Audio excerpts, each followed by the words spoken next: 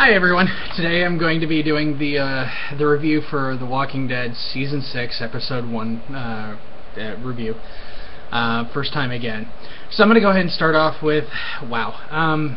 There was a lot of things that were covered.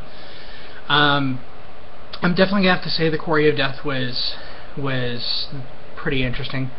Just seeing the amount of walkers that are there, the ones that are falling in, and also kind of hearing a tiny bit about the backstory of of it too. Sorry. So at the very beginning we could tell that they were doing a rehearsal, but it turned out that they had to actually do it right then and right there, and kind of makes you wonder what kind of happened in the meantime. I mean, you can see that the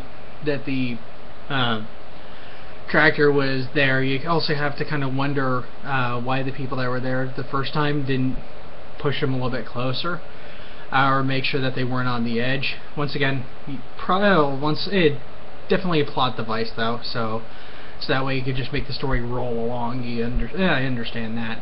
So I'm going to go ahead and continue forward. The black and white scenes that happened between last season at the very end and what was happening in the rehearsal and thus after, there was the constant back and forth of it.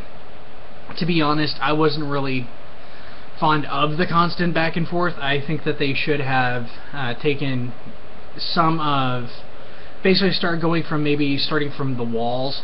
You know, they're building the walls, things that happen there, and going forward, and in the meantime kind of doing little, pieces of information, tidbits, things like that, about what they actually saw, and then kind of a little bit later going and going ahead and doing Rick's speech, and then maybe doing a flashback of seeing it for the first time, in the black and white, and then having the rest of the rehearsal suddenly going bad.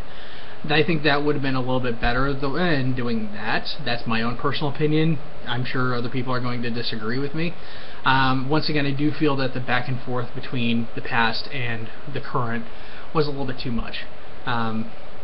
So, yeah, people are going to either agree with me on that one or disagree. The walls that were being built, I think it was a good idea that they used that, as Eugene said, 8-ball corner pocket, in using it as deflection to try to get them to go a certain way.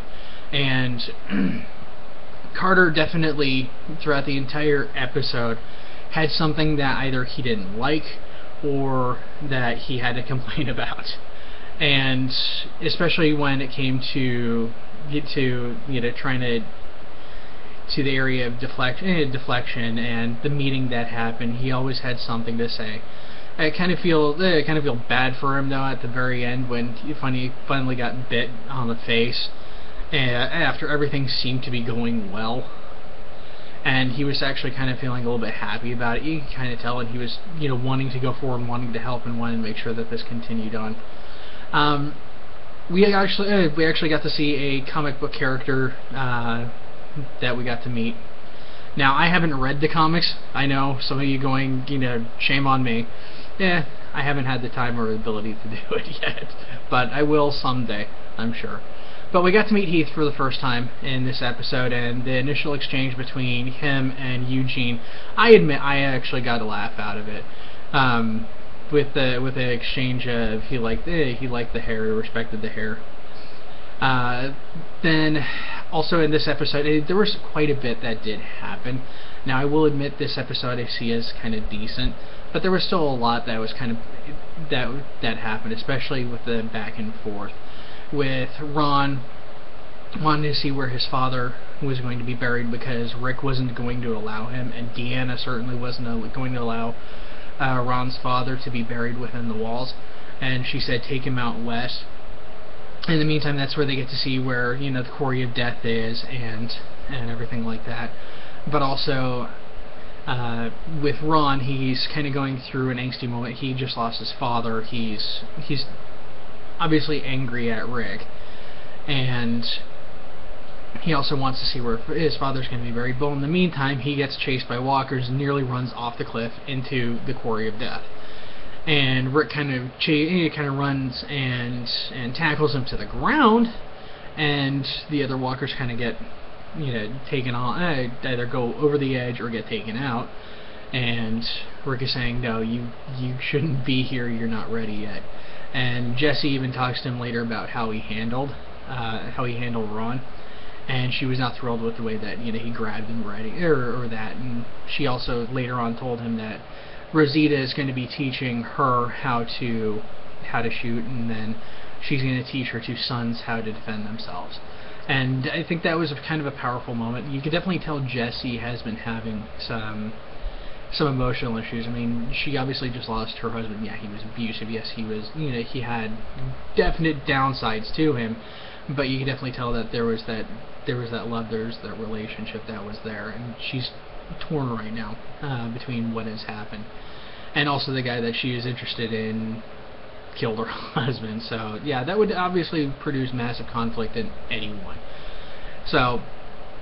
With that, I'm going to also just go down to the next part, the dialogues between Rick and Morgan. Yeah, there are quite a few of them, and most of them had their own kind of powerful content to themselves, especially with each other, and how now they're viewing things at a very different point. And yeah, it's obvious. I mean, the two of them are kind of flipped in the way that they think, in the way that they act. And the last time they saw each other, Rick was in the opposite spot that Morgan is, where he's just going to take, he's going to take out whoever he needs to. And now Rick is in that spot where he'll just take everyone out that he thinks he has to. And that was very apparent in his speech in Season 5, Episode 16, when he said, "I was wondering how many of you I was going to have to kill to save you." So, the next thing I'm going to go is that the herd is the biggest that the group has had to deal with. And I mean actually just deal with. And I'm not meaning that they've seen, I'm not meaning, that they've heard of or anything like that, but the ones that they've actually had to handle in some way, shape, or form. And in this way it has its own unique challenge. Due to the fact that they have to make sure that not just a quarter of the herd or half the herd, but they have to make sure that the entire thing is deflected away from where they're at.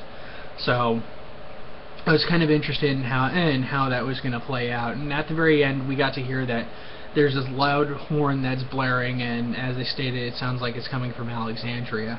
I'm going to go ahead and do a predictions video next, and I'm going to do that either later today or I'm going to do that tomorrow. I'm thinking I'm going to do that today. I really thought that there was going to be a lot more as far as other things happening in this first episode. I thought we were going to see the wolves. I thought that was going to happen, and I think I'll cover that in the next video for the predictions on what I think is going to happen there, because I already kind of did that in a way. But like I said, I mean, as far as content goes for this episode, I thought it was pretty decent. I just wish they didn't do as many flashbacks, and that kind of deterred it from, it kind of deterred the greatness of the episode for me. As they, and I think they should have built up to the herd. As I said earlier, they should have built up to it, kind of giving that, little bits of information and tidbits as to what they, what Rick and Morgan actually saw, and then actually do the rehearsal itself and go from there. So with that, I'm not going to give this one, perfect marks. I'm not going to give it a 10 out of 10. I'm not going to even give it a 9 out of 10. I'll give this one an 8 out of 10. It was decent. I liked seeing how Rick and Morgan acted with each other. I liked how some of the characters acted. I felt real in how that people would react, especially with an angsty teen. With Carter and how he was acting, obviously he's feeling threatened. He wants to do something, and he was about to actually, start making what he wants actually happen until Rick showed up. So I can see that actually happening, especially with people who are scared and they want to keep their home and they want to keep it away from some, as they might put it, some psychopath that could potentially ruin their way of living. So that's just looking from an Alexandria's way of thinking. So like I said, 8 out of 10. I'm going to, like I said, predictions video within either today or tomorrow. So thank you all for watching. You have a great day.